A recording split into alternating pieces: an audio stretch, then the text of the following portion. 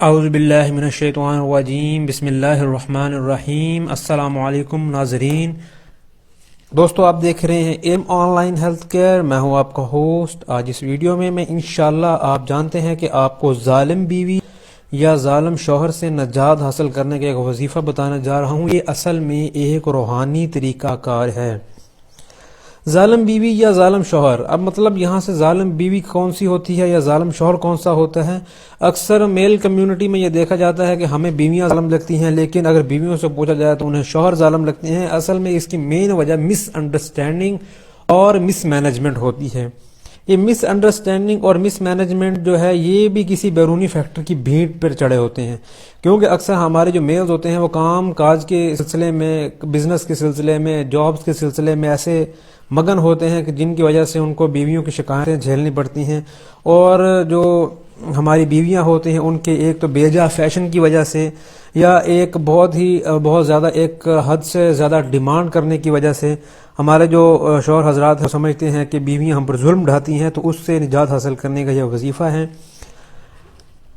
عورتیں ہو یا مرد ہو، نماز ہو ہر کسی پر فرض ہے، اس لیے آپ نے ہر دن ہر نماز کے بعد ہر دن ہر نماز کا مطلب یہاں پر 5 نمازیں بھی لی جا سکتی ہیں، لیکن کچھ ہمارے حضرات جو ہیں وہ نماز چاشت ادا کرتے ہیں، اشراق ادا کرتے ہیں، تو وہ بھی اسی میں انکلوڈ ہیں، کیونکہ وہ فرض نہیں ہے لیکن ہر دن میں ہر نماز تو ہے۔ تو آپ نے ہر نماز کے بعد دعا میں ظالم سے نجات کی جو ہے دعا کرنی ہے۔ اب نجات کی بات یہ ہے کہ آپ نے یہ ہرگز نہیں مانگا کہ یا اللہ مجھے اس بیوی سے جان چھڑا لے، یا اللہ مجھے اس شوہر سے جان چھڑا دے۔ آپ نے یہ کرنا ہے کہ ہمارے درمیان جو دل کی دوریاں ہیں ان کو ختم فرما، اور جو ہمارے درمیان شیطان نے اپنے ڈیر ڈالے ہوئے ہیں تو وہ شیطان کے شر سے ہمیں محفوظ فرما۔ اور خصوصاً عشاء کی نماز کے بعد آپ نے 2 نفل جو ہے وہ زیادہ ادا کرنے ہیں۔ عشاء کی نماز چونکہ لمبی ہوتی ہے، لیکن آپ نے یہ 2 نوافل تھوڑی سی کوشش اور محنت کر کے اینڈ میں ادا کرنے ہیں، اور آپ نے 2 نوافل ادا کرنے کے بعد 999 مرتبہ یا تواب کا ورد کرنا ہے، اور آپ نے اپنے میاں یا بیوی پر دم کر دینا ہے۔ اگر آپ میاں ہیں تو بیوی پر دم کریں گے، اگر بیوی ہے تو میاں پر دم کریں گی، تو آپ نے یہ 999 دفعہ جو ہے یا توابو کا ورد کرنا ہے۔ اور یاد رہے کہ یہ آپ نے جو ورد کرنا ہے ایک جگہ پر بیٹھ کے کرنا ہے۔